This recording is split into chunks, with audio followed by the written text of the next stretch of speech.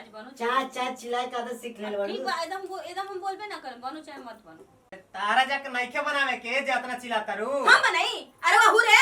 Daily कौन बनावेला चिल्ला तू तेरी हम बनावेनी हम तू ही खाली काम कर हम लू बनावेनी फैसला आज करिए तो हम कहते हमार मेहरारू रात के खाना बनाई रात के काम करी बाबू हम प्रणाम करे दी हमरा ले कुछो खा सुनी ना। ना, नहीं तो सुने के। रात के बनाई नु तेरा और मेहरा तो भेजी खाना बनाए हां भेज दी कल से बनाई आज से ना बनाई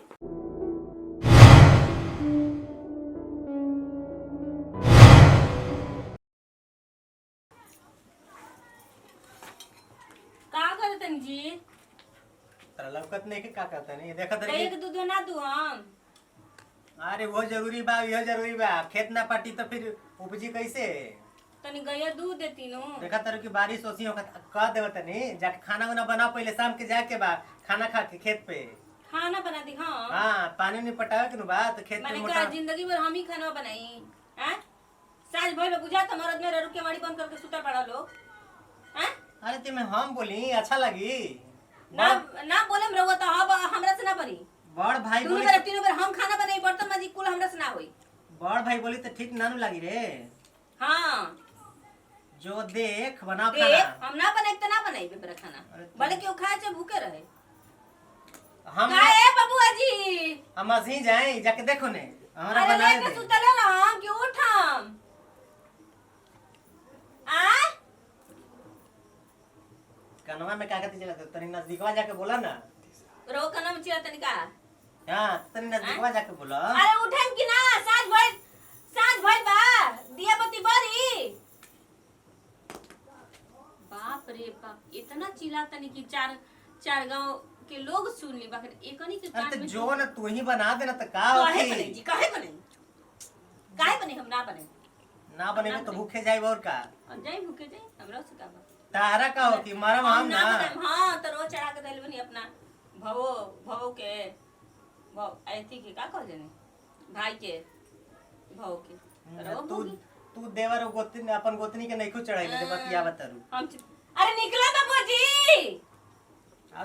गला फाड़ के चिलो का हो ए भौजी का रहता चिल्ला तू माने रो लोग लाज शरम नहीं खेला का जी कि लाज साझे के शरम। माड़ी बंद करके सुत रहत नी लोग त का करी? घर में खाए का पानी ना भोई बनी नु बनी नु हां टाइम बाकी ना ओकर का टाइम बा हां अरे खाना बबुआ पीना बनाए का टाइम होखेला कि जबे मन कर तबे बनल जबे मन कर ना बनल देख ले रे बबुआ गाय दूहे के बानू देख ले एमे हम मोटरवा ठीक करतनी त काहे ले इतना चिल्लाते भैया तो काहे गैया जाके दूध जब दे। देखत नहीं रहुआ कि एगो काम ही करतनी तो रहुआ गए ना दू सकेनी तो दुहाई ना सब काम हो जाए काहे इतना चिल्लाते रू आज ऐसन दूधवा लेवे तो कहिया रात ना करिए नी जा जा कर ल खुद देख ली तो इतना चिल्लाबू तो का करी देख ली तो देखे का ठीक तो कहत है चिल्लाते रू ठीक बा हम कुछ ना बोले हां कुछ ना बोले आज बनो चाचा चिल्लाए का आदत सीख ले ठीक बा एकदम हम बोलबे ना करम बनो चाहे मत बनो भूखे सुतेलू डेली खाए के ना सुतेलू मेरारू बना के दे देबे तारा जाके नइखे बनावे के जे इतना चिल्लाता रू हम बनाई अरे वाहू रे तो हमने का काम का रोज रोज अरे काहे इतना चिल्लाते रू हैं बनी ना कब बजे बनी बने का टाइम बाकी ना हो गइल टाइम जानो तो नहीं हां बनाई अब जाके डेली कौन बनावेला चिल्लाते रू डेली हम बनावे नी हम तू ही खाली काम कर हम लू बनावे नी आ जाके गाय दूही होने हम दुआम सब करेम जब बबुआ गैया दूध है अरे पहले इनका मुंह शांत करई बा सुन ली हमरा बोले का शौक नहीं खे ठीक बा काम टाइम पे हो जाई त हमरा बोलला के बिना जरूरी नहीं खे सब हम काम बोली, सुबह 4 बजे अन्ना, सब हम कहनी है आ सुनी अन्ना तब एक बेर ई बनाई एक बेर हम बनाई हां तो बताओ कर ठीक बा? फैसला कर दो भैया कर अब दो अपना आप कर मेहरारू से पूछ ला कि दिन में बनाई कि रात में बनाई बाकी सुनी हां जे दिन में बनाई हां उ दिन भर के चौका बर्तन सब करी आ जे रात के बनाई तो रात के सब करी जरे छटकी तू ही बना दे ना जो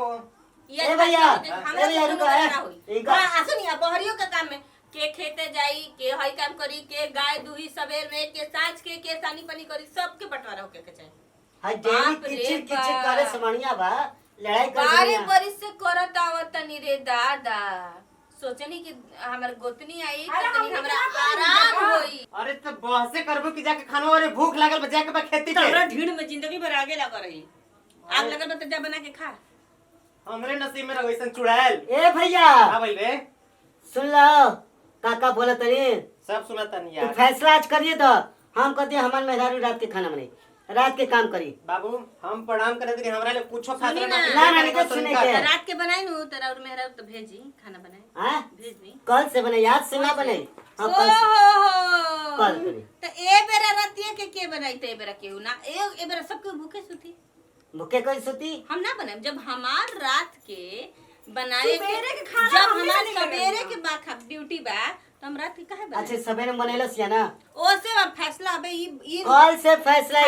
ना फैसला भइला अरे कि रात के खाना तहार मेरा रू बनाई तो हम ना बनाई सुन बे चुप रह तू। ए छोटकी तनी जाके बना दे खाना। एक चिल्लाइए तो हम ना बनावे जाए। ला आदि काम करा लेना भैया